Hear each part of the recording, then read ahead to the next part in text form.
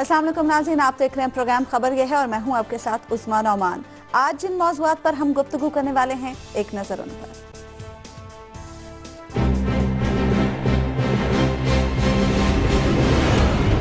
भारत की जानिब से एक तरफ कौमी सलामती के मुशीरों को मुलाकात की दावत, तो दूसरी जानिब पाकिस्तान में होने वाली दौलत मुश्तरका पार्लिमानी कॉन्फ्रेंस के बॉयकॉट का ऐलान।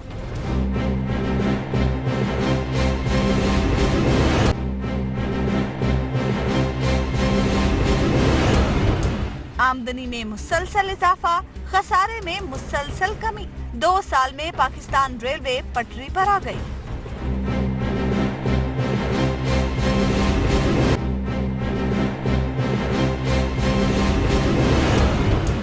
तहरीक इंसाफ के साथ पीर को कौमी असेंबली में क्या सुलूक होगा?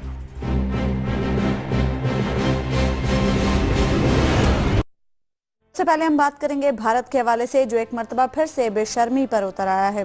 हारून साहब, एक तरफ कौमी सलामती के मुशीरों को, दूसरी तरफ भारत ने दौलत मुश्तरका पार्लिमानी कॉन्फ्रेंस के बायकॉट का ऐलान कर दिया है। इस मुनाफिकाना रवैये पर हमारा रद्द-ए-अमल क्या होना चाहिए? देखिए, भारत के अज़ाइम को समझने की ज़रूरत है। पाकिस्तान में बहुत से लोग ये बात नहीं समझते कि नेहरू से लेकर नरेंद्र मोदी तक एक चीज़ में तसलसल है, वो ये ख्वाहिश है कि पाकिस्तान का वजूद ख़त्म हो जाए। वो ये कहते थे हिंदू लीडर कि ये गौ माता को तकसीम करने का मुतरादिफ है, ये जो उनका देवता है कि इसको काट दिया जाए। और ये हमारे वजीर बॉर्डर पे कबायली इलाके पे गांधी गए तो किसी ने कहा कि ये सरहद है, यहाँ से अफगानिस्तान शुरू होता है। उन्होंने कहा नहीं, बामियान हमारी सरहद है। कभी कोई ज़माना था कि बामियान तक इंडिया था। वो जोग्राफिया तो बदलता रहता है। किसी में इस ख्वाहिश की शिद्दत है, कोई इसके लिए जाराना रवैया अख्तियार करना चाहता है, किसी की बस ख्वाहिश है, वो उस इंतहा तक नहीं जाना चाहता। उन्होंने पाकिस्तान को कबूल कर लिया। मतलब वाजपेयी ने इसी शहर में खड़े होकर कहा था कि पाकिस्तान मेरी मोहर से नहीं चलता। लोग मुझे कहते कि तुम उस पर मोहर लगा। जब मीनारे पाकिस्तान गया तो मैंने कहा मेरी मोहर से नहीं चलता, कि रियलिटी है। बहुत से इंडिविजुअल, बहुत सी कौमें माजी में जिंदा रहती हैं, जो तब्दीली आती है उन्हें कबूल नहीं कर सकती। एक वजह यह है कि 700 बरस तक मुसलमानों ने हुकूमत की है और जो हुकूमत करते हैं उनसे नफरत होती है। वो इंतकामी जज्बा होता है, रियलिटीज को कबूल नहीं किया जाता। यही जब हकीकत पसंदी नहीं होती, चाहे वो फर्द की जिंदगी में हो, किसी ग्रोह की जिंदगी में हो, किसी कौम में हो, तो इसी से खराबी दुनिया में पैदा होती है, जब रियलिटीज को कबूल नहीं किया। यूरोप ने भी 2 आलमगीर जंगों में 10 करोड़ आदमी गवा के और अपने मुल्कों को बर्बाद करके, खंडर करके ये सबक सीखा है और उसके बाद उनके रवैये में तब्दीली आई है। इसी तरह कौमें सीखती हैं। बात ये सादा सी बात है, मकबूजा कश्मीर एक मुतनाज़ा इलाका है। खुद इंडिया गया था अक़वाम मुत्तहिदा में, राय शुमारी होनी थी। अब राय शुमारी इस बुनियाद पर उन्होंने नहीं कराई कि जी वो वक्त गुजर गया, वक्त बदल गया। क्या चीज बदल गई? क्या इंसान बदल गया? क्या आजादी की ख्वाहिश बदल गई? क्या इंसानी हुकूक बदल गए? यानी इस मामले में पाकिस्तान ने कानून की कोई खिलाफ वर्जी नहीं की। पाकिस्तान ने क्या खिलाफ वर्जी की? देखिए, दूसरी बात यह है कि इंडिया को मुज़ाकरात हमसे नहीं करना चाहता, वो हमें सिक्किम और भूटान बनाना चाहता है। कम अज कम ये चाहता है कि हम उसके हल्का असर में अगर खत्म ना हो जाए। खत्म अब हो नहीं सकता इंशाल्लाह। इस एटमी प्रोग्राम के साथ, इस मिसाइल प्रोग्राम के साथ, इस दुनिया की बेस्ट आर्मी के साथ, जो वार हार्डन्ड आर्मी है, दुनिया की किसी फौज ने गोरिल्ला जंग नहीं जीती, अमरीकियों ने नहीं जीती, रूसियों ने नहीं जीती। वो वियतनाम में खराब हुए, वो रूसी 7 रियासतें छोड़ के पसपा हो गए सेंट्रल एशिया की। ये तो हो नहीं सकता। अब वो पंजाबी का मुहावरा है कि सांप अपने ही जहर में कसबल खाता है। अब क्या किया जाए भाई? एक ये अमेरिकन प्रेशर है। अब दुनिया के सामने दहशतगर्दी में हमारा मुकदमा अब दुरुस्त है। हम तो मैं दहशतगर्दी के खिलाफ डिटरमिनेटली लड़ रहे हैं, हर किस्म की दहशतगर्दी के खिलाफ। अब वो क्या करें भाई? मुतनाज़ा इलाका है, हम कैसे बुला सकते हैं? हम अपना क्लेम ही छोड़ दें, हम उनको बुला लें और ये तस्लीम कर लें ना? वहां के अवाम नहीं मानते, रोज पाकिस्तान का झंडा लहराते हैं। आज वहां रेफरेंडम हो, तो 90% लोग इंडिया के साथ नहीं रहना चाहते। अच्छा हबीब साहब, भारत ने यह धमकी भी दी है कि अगर भारत का ये मुतालबा ना माना गया कि मकबूजा कश्मीर के स्पीकर को भी बुलाया जाए तो वो इस कॉन्फ्रेंस के मकाम को बदलने के लिए भी कहेंगे और ये मामला सीपीयू में भी उठाएंगे। क्या ऐसा हो सकता है? देखिए, बात यह कि जो भारत का ये कदम है, मुझे नहीं लगता कि भारत इसको ज्यादा देर तक सस्टेन कर सकेगा। अच्छा। कोई ना कोई दरमियानी सूरत निकालनी पड़ेगी भारत को, खास तौर पर इस वक्त। और पाकिस्तान ने तो क्लियर कट अपने कार्ड शो कर दिए। देखिए, ये जो फैसला हुआ ना कि भारत शिरकत नहीं करेगा, ये उनकी वजारत खारजा की तरफ से कन्वे नहीं हुआ, बल्कि उनकी जो लोकसभा की स्पीकर हैं समर्था महाजन, उन्होंने कहा है। उनके अपने यहाँ स्पीकर्स कॉन्फ्रेंस थी, तो उसमें उन्होंने फैसला किया कि चूंकि एजेके के जो स्पीकर हैं, उस माफ कीजिएगा जम्मू एंड कश्मीर के, Indian occupied Jammu and Kashmir के केवेंद्र गुप्ता, उनको चूंकि दावतनामा नहीं पहुंचा तो इसलिए हम नहीं जाएंगे। तो भारतीय हुकूमत का यह फैसला नहीं है, ये स्पीकर्स कॉन्फ्रेंस के अंदर उन्होंने फैसला किया है, जिसकी हैसियत पॉलिटिकली वहां पर तो कुछ हो सकती है, लेकिन अभी हुकूमत का जो रद्द अमल है इसके ऊपर वो आना भी बाकी है। लेकिन हमारे यहां भी बड़ा सेफली वजारत खारजा की तरफ से कह दिया गया है कि जनाब उनको तो हम केवेंद्र गुप्ता को तो किसी सूरत भी दावत नहीं देंगे। देखिए, केवेंद्र गुप्ता को दावत देने का मतलब यह है कि हम जम्मू और कश्मीर को उनका दस्तूरी हिस्सा मान लें। तो अगर हम वो मान लें तो फिर जो जम्मू और कश्मीर की मुतराजा हैसियत ही खत्म हो जाएगी। तो लिहाजा हम तो उससे पीछे नहीं हट सकते, और इसलिए मेरा ख्याल है कि कोई दरमियानी रास्ता निकालने की दोनों मुल्कों को कोशिश करनी चाहिए। भारत को ज्यादा क्या तारीखी वाकया मुझे याद आया, जनाब रसूलुल्लाह माफ सल्लल्लाहु अलैहि वसल्लम ने उस आदमी की दलील मान ली थी, हालांकि बात गलत थी मगर उसमें एक दलील पोशीदा थी। जब वो सुलह हुदैबिया के मौके पे मुआहिदा लिखा जाने लगा तो आपने फरमाया लिखो मोहम्मद रसूलुल्लाह की तरफ से, अल्लाह के रसूल की तरफ से। उसने कहा अगर हम ये तस्लीम कर लेते तो झगड़ा क्या था। बिल्कुल ये जो तनाजा होता है, हालांकि वो तो सच्चे रसूल थे अल्लाह के, इसमें तो कोई शुबा नहीं था, कोई शक नहीं। भाई जो तनाजा होता है उसकी नोयत जब दो फरीक मिलते हैं वो तनाजे के वजूद को तस्लीम करते हुए आगे बढ़ा जाता है। तो ये तो इख्तलाफ मौजूद है मगर और चीजों में हम पेश रहे, हम ट्रेड कर सकते हैं, हम फलां चीज कर सकते हैं, हम तलखियां खत्म कर सकते हैं, फलां फलां चीजों में टेक्नोलॉजी में कोऑपरेशन का, एजुकेशन में कर सकते हैं, फलां में। वो तनाजा तो अपने तरीक से तय होगा ना। बिल्कुल। एक ब्रेक ले लेते हैं यहाँ पर नाज़रीन, और ब्रेक के बाद भी हम डिस्कशन का सिलसिला जारी रखेंगे।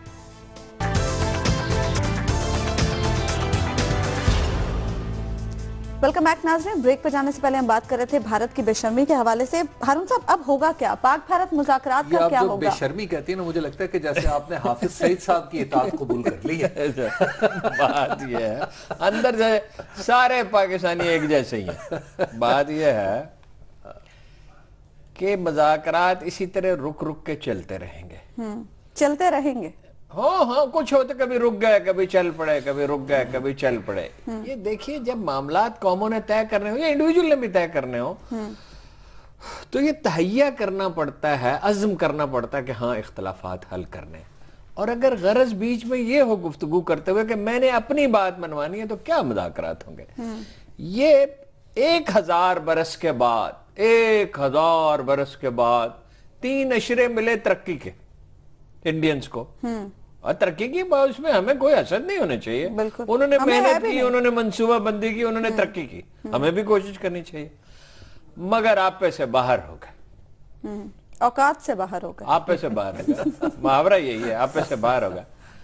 ये औकात से बाहर तो लाहौर वालों का मुहावरा है ना, उर्दू का मुहावरा है, आप पे से बाहर होगा। अब वो कहते हैं भाई इतनी हमने तरक्की कर ली है, हमारे सामने सर झुकाओ। ओ भाई, सर ही झुकाना था तो ये मुल्क हमने किस लिए बनाया? सही बात। ये तो हमारा काम ही नहीं है। ये जंगजू अक़वाम का वतन है, ये सिंधी, ये बलोच, ये पंजाबी, ये पठान, ये चतराली, ये कोहिस्तानी, ये कोई झुकने वाली कौम है। और बात ये है, तारीख का एक सबक है, इस खत्ते की जो तारीख है, एक लंबी जंग इंडिया ने कभी नहीं लड़ी। ये अमन जो है, हमें भी अमन चाहिए, बिल्कुल हर एक को अमन चाहिए। जंग की आरजू जुनूनियों का काम है। हजरत उमर ने कहा था मेरी आरजू ये है कि ईरान और अरब के दरमियान आग की दीवार हायल हो जाए। जंग की आरजू नहीं करनी चाहिए, सेहतमंद ज़हन कभी जंग नहीं चाहता। मगर हमें तो अगर जंग हो गई तो ठीक है, ओ भाई हमारा तो मसलक ये मसलक है, हमारा ईमान है, हम तो जाएंगे जन्नत में। ठीक है, और तुम कहाँ जाओगे, तुम दूसरा जन्म लोगे, वो खुदा जाने कैसा हो। अच्छा हबीब साहब, इस बॉयकॉट के बाद अगर स्पीकर्स, ये बॉयकॉट जो स्पीकर्स ने किया और अगर ऑफिशियली भी भारत की जानिब से इसका ऐलान कर दिया जाता है, तो क्या हमें भी मुज़ाकरात के लिए आगे बढ़ना चाहिए या हम भी कुछ पीछे हटें? देखिए बात यह है कि अगर पहले तो यह है कि इस मसले को किस तरह हल किया जाए। इस मसले का हल मुझे लगता है कि जो हमने दावतनामा भेजा है ना पाकिस्तान की तरफ से, एक तो इतने वसी पैमाने पे इंडिया के सारे, अब वहां पे 31 स्पीकर है, बिल्कुल, तो आप 31 स्पीकरों को बुलाने का तुक क्या है, जबकि बहुत अच्छे ताल्लुकात भी नहीं है हमारे, कोई हम कौन सा बाहों में बाहें डाल के चल रहे हैं। तो लिहाजा 31 स्पीकरों को बुलाने की क्या जरूरत है, उनकी राज्यसभा और लोकसभा के लोगों को बुलाते आप और यहाँ पे उन्हें शिरकत का मौका दे देते, तो लिहाजा ना उन्हें इनकार का मौका मिलता और ना ये जो उलझन बनी है ये बनती।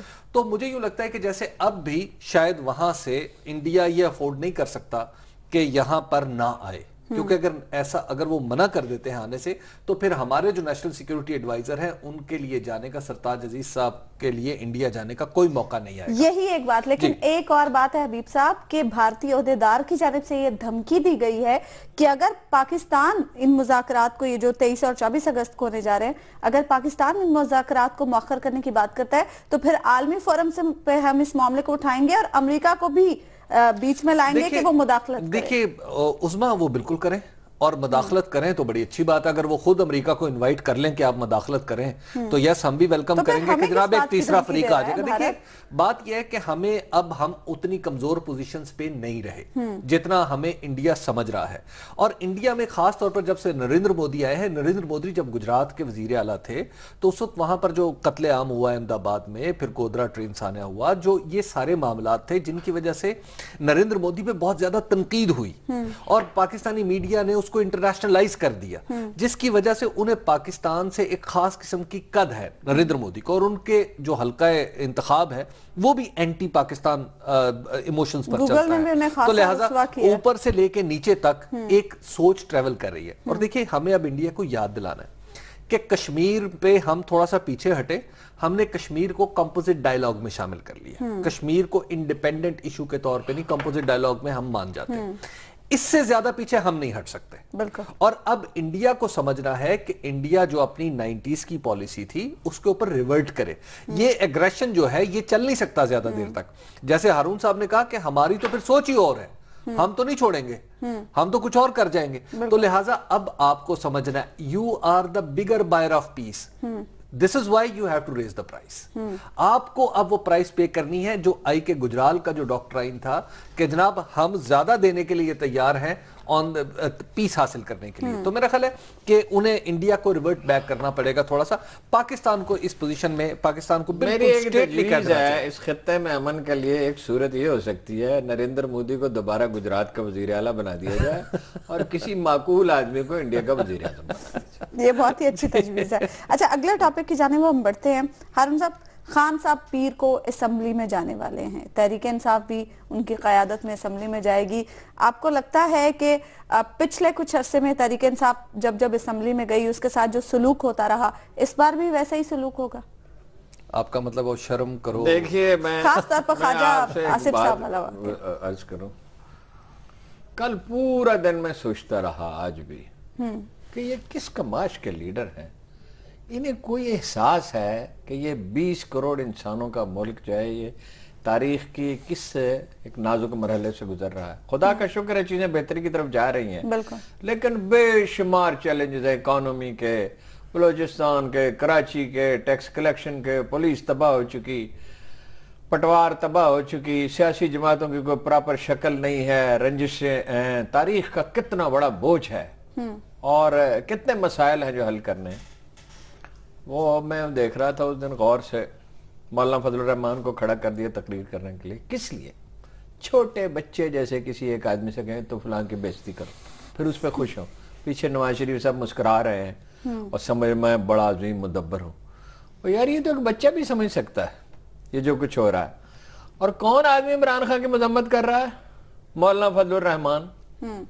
डीजल के परमिट, शहीदों की जमीन पर कब्जा। वो मकबूजा कश्मीर के एक लीडर से मिले, उन्होंने कहा क्या हाल है? कहने लगे हमारे अब्बा तो मकरूज इस दुनिया से गए थे, हमने इतनी जायदाद बना ली, ये कर लिया, वो कर लिया, फलां कर लिया। अरे भाई, ये आदमी, वकील तो कोई ढंग का ढूंढो। एक वकील MQM, वो तो कोई अदालत में चला जाए तो मुझे यकीन है MQM के लोगों की सारे की रुकनीयत ही खत्म हो जाएगी। अच्छा, वो भाई गद्दारी का मुकदमा है और ये उसको डिसऑन नहीं कर रहे अपने लीडर के मौकफ को। वो फजलुर रहमान, अच्छा खान साहब का भी कमाल है कि जिससे बात उसने शिकायत जरूर की सवाल ही पैदा नहीं होता कोई। जो बात जिस वक्त जो जी में आई, यहां मैंने एक दफा कहा, और भाई ये नवाज शरीफ का और जरदारी का नाम का ये लाहौर का जो जलसा था आखिरी, इसका नाम लेके ना कहो यार, चैन नहीं होता ये। क्या बिल्कुल ठीक है, नाम से पहले ओए भी लगा देते हैं। ओए भी लगाते हैं, कहते ठीक है। तो उस दिन वो फजलुर रहमान पे चढ़ दौड़े। उनका भी मतलब ये वो चैन नहीं है। वो लगता है रिहाम की बातों से कि उन्हें समझाती तो हैं, लेकिन ये अपना मौसूफ जो है ना, वो जो किलिंग इंस्टिंक्ट है ना भाई, ये पॉलिटिक्स है। पॉलिटिक्स में आप कितना ही सख्त मौकफ अख्तियार करें, जुबान शाइस्ता होनी चाहिए। बिल्कुल, जो कायदे आजम का देगा। एक आइडियल पॉलिटिशियन सब कॉन्टिनेंट ने पैदा किया है। बर्रे सगीर की मालूम तारीख में 3000 साल में ऐसा आदमी पैदा नहीं हुआ। मौकफ पे कायम रहो, बात शाइस्तगी से करो, दलील के साथ करो। एक ब्रेक ले लेते हैं यहाँ पर नाज़रीन, और ब्रेक के बाद भी हम डिस्कशन का सिलसिला जारी रखेंगे।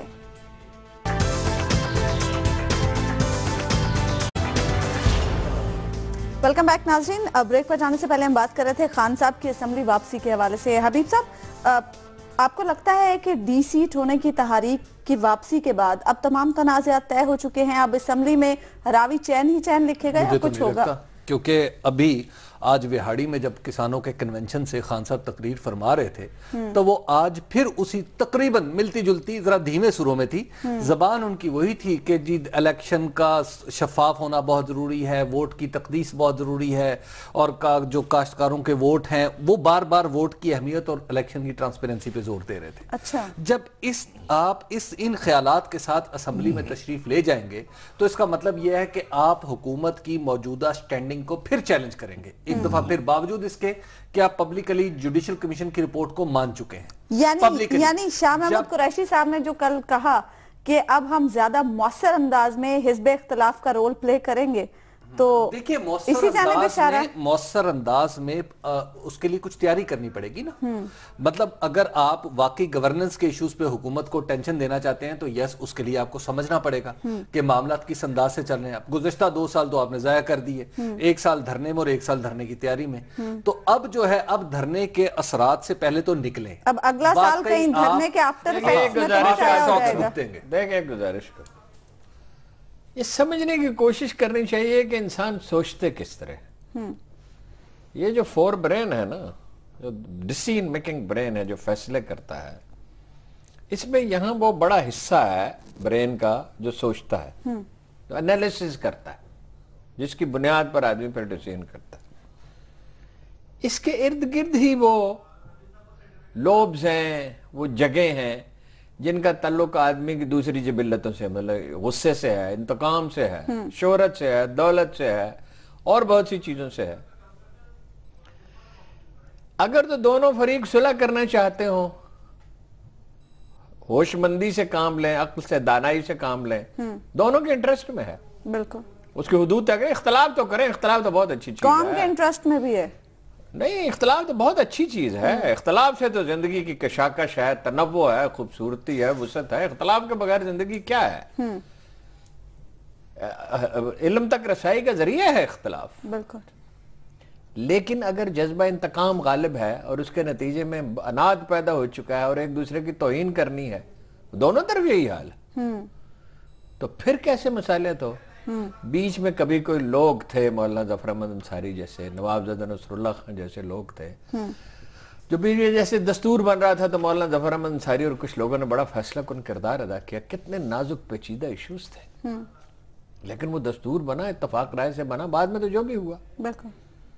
शिमला जाना था भुट्टो साहब ने, और तमाम अपोजिशन लीडरों ने खुदा हाफिज कहने गए एयर मार्शल असगर खान के साथ, तमाम मियां तबा जमात इस्लामी के अमीर समेत, कि भाई इसको सपोर्ट देके भेजेंगे तो इंडिया से मुज़ाकरात। उन्होंने भी दानाई का मुजाहरा किया कि इनकी सपोर्ट लेके जाऊंगा तो इंडिया से मुज़ाकरात करूंगा ना, कौम का मैंडेट लेके, सारी कौम का। खान साहब को अब क्या करना चाहिए?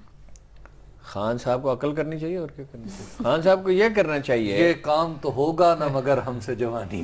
बात यह है खान साहब को क्या करना चाहिए। आप अभी तक कल रेहाम खान ने कहा, नहीं जवानी तो बरकरार है उसकी, 62 साल की उम्र में हेल्थ कॉन्शियस आदमी, इतनी वर्जिश करता है। कहा कि कल परसों क्या कहा उसने कि कल इलेक्शन हो तो मैं खातून अव्वल होंगी, और वो ये तासुर दे रही हैं कि इलेक्शन हम जीत सकते हैं।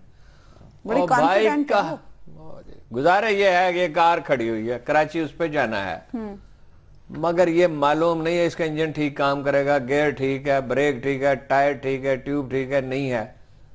और ये इंजन कितनी दफा ये गाड़ी फेल हो चुकी है। जनरल इलेक्शन में हारे, जिमनी इलेक्शन में अपनी सीट हारे, पेशावर वन की सीट हारे, गिलगित बल्तिस्तान में मैं कहता रहा, उस वक्त इस प्रोग्राम में भी मैंने कहा नहीं जीत सकते। आखिरी दिन भी उनके एक दोस्त ने मुझे फोन किया, आप गलत कह रहे हैं। मैंने कहा कोई सीट नहीं है, एक आध हो सकती है, बर वक्त काम नहीं किया। आजाद कश्मीर का आज मैंने तफसील के साथ मालूम किया। मैं आज आपसे कह रहा हूं, इल्ला ये कि कोई इनकलाब आ जाए, 3-4 से ज्यादा सीटें नहीं है भाई। पार्टी की तंजीम, पार्टी की तंजीम, उसमें इतना अरसा तो एहतसाब का कोई निजाम कायम नहीं किया, अब सलीके से कायम करें। वर्करों की ट्रेनिंग, इश्यूज पे अरकरेजी। और इख्तदार तो नतीजा होता है जब एक पार्टी पॉपुलर हो और तंजीम भी हो। कायदे-ए-आज़म कहते थे ईमान, तंजीम, इत्तेहाद। बिल्कुल। तो इख्तदार तो मैंने उनसे अर्ज किया था, लिखता भी रहता हूं, पके हुए फल की तरह आपके गोद में गिरेगा जब आप नून लीग से बेहतर नजर आएंगे गवर्नेंस के लिए। सिर्फ पॉपुलैरिटी वक्ती कोई चीज नहीं। और ये जो जज्बा है कि मैं दूसरों को दबा लूं, उन्हें रेडिकूल करूं, जो मौलाना फजलुर रहमान कर रहे थे उस दिन, कि हम तो ये नहीं चाहते। और जो एक फिक्र उन्होंने कहा, मुझे हैरत हुई, ये आदमी क्या कह रहा है, अपनी तौहीन को दावत दे रहा है कि वो कहां से लेके कहां तक दास्तानें फैली हुई हैं जी, डी चौक से लॉस एंजलिस तक। मौलाना फजलुर रहमान के कम से कम 12 किस्से मुझे ऐसे मालूम है कि अगर मैं आधा सुना दूं तो एक तूफान खड़ा हो जाए, और जो पूरी एविडेंस है मेरे पास। मतलब वो शहीदों की जमीन पर कब्जे का एक किस्सा है, ठीक है। जब आदमी दूसरों की तौहीन करने निकलता है, इख्तलाफ ठीक है, अपना अपना रास्ता है, बिल्कुल सही है, अपना अपना काम ठीक नहीं है। तो क्या फरमा रहे थे, बहुत अपोजिशन लीडर को बड़ा सदमा था, इनकी तौहीन हो गई। वजीर आजम को भी बड़ा सदमा था। और फरमा क्या रहे थे, हम पहली असेंबली में मौजूद थे, पहली असेंबली में मौलाना शब्बीर अहमद उस्मानी थे, कायदे आजम के साथी थे, जिन्होंने परचम जो है लहराया पाकिस्तान का, जिन्होंने देवबंद से इख्तलाफ किया। आप उनके दुश्मन थे, आप उनकी किरदार कुशी करते थे, आपने पाकिस्तान को माना बड़ी मुश्किल से। ये जो रवश है, और यही खान साहब का भी, मैं इसको जस्टिफाई नहीं करता कि खान साहब ठीक करते हैं। खान साहब को क्या पड़ी है इस तरह की गुफ्तगू करने की? अपने काम से काम रखें, अपनी पार्टी को बनाएं। मुल्क को अगर गवर्न करना है, लोगों से वोटों से करना है ना, उसके लिए तंजीम चाहिए, पोलिंग एजेंट चाहिए, हर सतह। पार्टी के अंदर तो एक धींगा मुश्ती है, सारे एक दूसरे को तबाह करने पे तुले हुए हैं, आपका कोई कंट्रोल नहीं है। बिल्कुल ठीक कहा जावेद हाशमी ने कल कि रियाम खां ताकतवर हो रही है, जहांगीर तरीन शाह महमूद ताकतवर हो रहा है, खान साहब कमजोर हो रहे हैं। ये वाकया है, मैं गिन के बता सकता हूं कौन कौन से काम खान साहब करना चाहते हैं और नहीं कर सकते। वो एजाज चौधरी को मुशीर नहीं बनाना चाहते थे, वो अलीम खां को नहीं बनाना चाहते थे, और कितने लोग हैं, मगर उन पर मुसल्लत कर दिया गया। इसलिए कि जब आप गलत फैसले करते हैं तो मनोवरिंग स्पेस कम से कम होती चली जाती है। वो ठीक कहता है जस्टिस, इलेक्शन कराएं डायरेक्ट, सोच समझ के प्लान करके। पिछले साल खान साहब ने मुझे कहा था कि इलेक्शन कराएंगे और डायरेक्ट कराएंगे और कार होल्डर्स के कराएंगे, ये नहीं कि 70 लाख आदमी वोट डाले, 20 लाख है तो 20 लाख ही डाले। एक ब्रेक ले लेते हैं। एक मैं बात छोटी सी अर्ज करना चाहता हूँ, वो ये कि आज रेहाम खान साहब अभी आज हरिपुर में भी खिताब फरमा रही थी, तो हम सुन रहे थे यहीं बैठे, तो वो फरमा रही थी एक शेर है और एक शेर का शिकारी है। हम शेर के शिकारी हैं गोया खुद को कह रही थी अपने आप को, और शेर कह रही थी वो PMLN। देखिए सियासत में वो ताजा वारिद है। अगर इस तरह के वर्नैकुलर के साथ, इस तरह के अल्फाज के साथ वो भी लगता है खान साहब से मुतासिर है। इस इल्म कलाम के साथ वो ज्यादा देर नहीं चल पाएंगी। उन्हें अंदाजा नहीं है कि सियासत में, और फिर हल्के की सियासत में, सियासतदान और सियासी जमातें कितनी सीरियस होती हैं। मैं उनसे गुजारिश करूंगा कि वो हमारी मतलब बड़ी मोहतरम लीडर की बेगम है कि वो मोहतरम लीडर बने, लेकिन थोड़ा सा ख्याल रखें, इमरान खान साहब अफोर्ड कर सकते थे बहुत सारा ऑनस्लॉट, वो खातून है। ठीक है, एक ब्रेक ले लेते हैं यहाँ पर नाज़रीन। अब ब्रेक के बाद हम जायजा लेंगे पाकिस्तान रेलवे की 2 साल कारकर्दगी का। वेलकम बैक नाज़रीन। अब हम बात करेंगे पाकिस्तान रेलवे की 2 साल कारकर्दगी के हवाले से। हारून साहब, 2 सालों में पाकिस्तान रेलवे अब कुछ पटरी पर दिखाई दे रही है, क्रेडिट किसे जाता है? देखिए जी, 2 साल पहले रेलवे जो थी ब्लीड कर रही थी, जख्मी थी, बीमार थी, लोग मायूस थे, एक यकीनी मौत के मुंतजर थे, पतवार डाल चुके थे। फर्क ये पड़ा है कि एक आदमी ने ये फैसला किया कि फाइट किया जाएगा खराबियों को। वो खराबियां बेशुमार हैं, तो देखिए उसके नतीजे में बेहतरी होनी। बहुत सी चीजों पे उन्होंने गुफ्तगू की। मैं तो सोया ही नहीं हूं, मेरा मेमोरी उस तरह ठीक काम नहीं कर रही। देखिए चीजें बेहतर होने शुरू हो गई। इसमें सबक क्या है? इसमें सबक यह है कि हर चीज ठीक हो सकती है। उसने, मुझे बड़ी खुशी एक बात पे हुई, मुझे तो पता था, उससे पहले मुलाकातें भी हुई, मैंने लिखा भी है, इस पे काम भी करता रहता हूं। एक एक फिगर ख्वाजा साद रफीक को जुबानी याद था। अच्छा, एक एक फिगर, इतने फिगर जुबानी याद थे कि मुझे ताज्जुब हुआ। फिर मैंने अपने आप से कहा कि आखिर को ख्वाजा मोहम्मद रफीक का बेटा है, बाप इसका बड़ा आदमी था, बड़ा नोबल, बड़ा सादा, नहायत नजीब इंसान।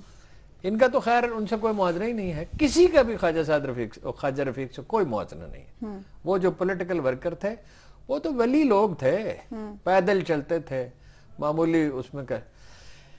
ख्वाजा साद रफीक की फाइटिंग स्पिरिट बहुत है। बिल्कुल शुरू में नजर आ गया था कि डायरेक्शन बिल्कुल ठीक है, उसने तहैया कर लिया। ये जो लोग बड़े क्रिटिकल हैं वो भी कहते थे डायरेक्शन बिल्कुल ठीक है, टीम में हो सकता है एतराज हो, स्ट्रेटेजी में हो सकता है। एक एक इंजन की कीमत उसे पता थी, क्या चीज। एक और बात में मुझे बड़ी खुशी हुई, बिल्कुल सच्ची बात की, यानी जो अपनी गलतियां हैं, जो हुकूमत के अंदाजे फिक्र में खामियां हैं, जहां कहीं कोताही हुई है, जहां प्रैक्टिकली नहीं हो सका, लेकिन ये उसका रवैया ये नजर आया। 2-3 बातें बड़ी अच्छी नजर आई। कॉम्पिटेंट लोग तलाश किए, ऑनेस्ट और कॉम्पिटेंट लोग तलाश, उन्हें इख्तियार दिया, उसमें मुदाखलत नहीं करनी, मेरिट पे काम करना, सिफारिश नहीं करनी, और जो पॉसिबल है वो किया जाए। फिर ये उसने कहा कि 10 साल में जाके ये मुकम्मल होगा। 2 साल में जितना हो सकता है शुभदबाजी हम कर सकते थे, मतलब पेमेंट्स ना करते कारकुनों को नहीं की। ठीक है, देखिए रेलवे इंशाल्लाह बाहर से निकलेगी, एक काम नहीं करना चाहिए, जब मियां नवाज शरीफ से इंशाल्लाह निकलेगी, सारा मुल्क निकलेगा, निकल रहा है। एक काम ये नवाज शरीफ साहब का जो रोमांटिसिज्म है ना, पिंडी से लेके मुजफ्फराबाद तक रेलवे बन रही है 250 अरब रुपए की, 5 लाख की आबादी नहीं है, कोई सवार होने वाला उसमें नहीं होगा, और तबाही होगी निरी, वसाइल का ज़या। ये कारोबार हुकूमत बस हकीकत पसंदी है, बिजनेस की तरह हकीकत पसंद। अच्छा हबीब साहब, इस पर जी आज हम हारून साहब और मैं इकट्ठे गए थे। हारून साहब ने तो जिस्ट बता दिया है जो साद रफीक साहब ने आज साफियों को बुलाया हुआ था उसमें, लेकिन मेरी थोड़ी सी एक अंडरस्टैंडिंग ये है कि एक नंबर 1 ये है कि मुझे जो साद रफीक साहब हैं वो चीन की तरफ उतने माइल नजर नहीं आए जितनी हमारी हुकूमत का झुकाव है। अच्छा, बड़े इंपॉर्टेंट मिनिस्टर हैं, बड़ी उनकी पॉलिटिकल से है, वो मुझे थोड़े से माइल बा अमेरिका और यूरोप लगे। अच्छा, अपनी रेलवे की हद तक। अच्छा, और साथ उन्होंने एक फिक्रा भी कहा कि हमें सारे अंडे एक जगह नहीं रखने चाहिए। अच्छा, तो ये भी एक टेक्नोलॉजी उनकी बेहतर है, उसमें ये बात ना भूलें जो वो नहीं कह सकते थे कि कारोबार में चीनी जो है ना बाद मामला तो बहुत सफाक। ये भी एक मामला है। तो वो हमें वो इंजन उन्होंने दिए ना जी जो खड़े हुए, बिल्कुल जो खड़े हुए, तो वो उस तरफ थोड़े से माइल नजर आए। दूसरा, मुझे आज उनकी गुफ्तगू से एक बात समझ में आई कि जो बुलेट ट्रेन पाकिस्तान मुस्लिम लीग के मैनिफेस्टो में मौजूद है ना, वो मुझे बनती हुई नजर नहीं आती। अगले तकरीबन 300 साल तो नहीं, 100 साल तो नहीं, उसके बाद शायद बाहर क्या पाकिस्तान रेलवे की हालत बेहतर हो रही है, वो प्रायोरिटी में आती नहीं ना, कहीं में आती नहीं। देखिए ख्वाहिश अच्छी हो सकती है। अच्छा हारून साहब, आपके पास कुछ खबरें हैं आज? बहुत सी खबरें हैं जी, वक्त आपके पास है नहीं। एक तो साहबजादे और अब्बा में इख्तलाफात फिर हो गए हैं, जनाब बिलावल और जरदारी साहब में। वो शर्जील मेमन इस टाइप वो कहते हैं फिर करप्ट लोगों को बना दिया है और वो कहते हैं मेरा दिल नहीं चाहता पाकिस्तान में, मैं सियासत करना ही नहीं चाहता। अच्छा, तो आप देखें कि किस करवट। एक खबर यह है कि खान अफ कल्लात के साथ जो मुज़ाकरात हो रहे हैं उसकी कामयाबी का उम्मीद पैदा हुई। उम्मीद जायदाद का झगड़ा है, कोई प्रॉपर्टी का, जिसमें हुकूमत मानती है कि उनका मौकफ सही है कि कायद आजम के साथ जो मुआहदा हुआ था, लेकिन मुआहदा जो कायद आजम ने जिस मुआहदे पे दस्तखत किया हम उसे छोड़ के आ सकते हैं, और वो बड़ी रकम की नहीं है। तो उम्मीद पैदा हो गई, दुआ करनी चाहिए कि वो हो जाए। एक मुस्तफा कमाल साहब के करीबी ज़राए ने जो कराची के मेयर थे और बड़ा काम किया, जिन्होंने तारीख साज काम किया, वैसे नेमतुल्लाह खान साहब ने बुनियाद रखी थी, उन्होंने भी बहुत बड़ा काम किया था। तो वो उनके, मैंने पूरी तरह तहकीक कर ली, ये जो खबरें हैं ना कि तहरीक इंसाफ में वो शामिल हो रहे हैं, कोई ऐसी बात हुई ही नहीं है।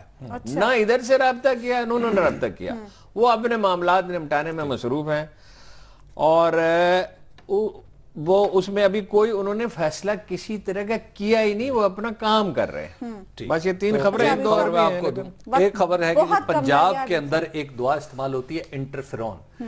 इंटरफेरॉन वो दवा है जो हेपेटाइटिस सी के मरीज को चाहिए। अच्छा, ये दवा पंजाब के अंदर मौजूद है, लेकिन कहां पे? रेफ्रिजरेटर्स के अंदर, सरकारी रेफ्रिजरेटर्स के अंदर, कई दिनों से, कई हफ्तों से। उस दवा के लिए शर्त ये इन्होंने लगा रखी है हुकूमत ने इस्तेमाल के लिए कि जनाब पहले डीटीएल यानी ड्रग टेस्टिंग लेबोरेटरी, एक बहुत जरूरी बात मैंने करनी है, और फिर उसके बाद इस्तेमाल करेंगे। 50,000 लोग इस वक्त सूबे भर में, और पंजाब में आपको पता है हेपेटाइटिस सी का इंसिडेंस सबसे ज्यादा चारों सूबों में। 50,000 लोग उस दवाई के लिए तड़प रहे हैं और डीटीएल वाले वहां पे मेडिसिन टेस्ट कल इस पे बात करेंगे जी। मैंने इस पे कुछ काम किया है। देखिए गुजारी, हेपेटाइटिस का मसला हल हो सकता है लेकिन इस तरह नहीं होगा। अजय वो कसूर के गांव में जी सिचुएशन वही है जो आपने खबर दी थी। वो वेल कनेक्टेड है पॉलिटिकली, उन्हें इंसाफ नहीं मिल रहा है मजलूमों को। मैं फिर कहता हूं वजीर आला साहब से, शहबाज शरीफ साहब से, और आईजी नहायत माकूल आदमी है मुश्ताक वगैरह साहब, उसका नोटिस लें। ठीक है, ये मामला दबेगा नहीं, ये बार बार उभरेगा और हुकूमत की बदनामी का बायस बनेगा। प्रोग्राम का वक्त खत्म हो, आपसे मुलाकात होगी इंशाल्लाह कल अल्लाह ने के बाद।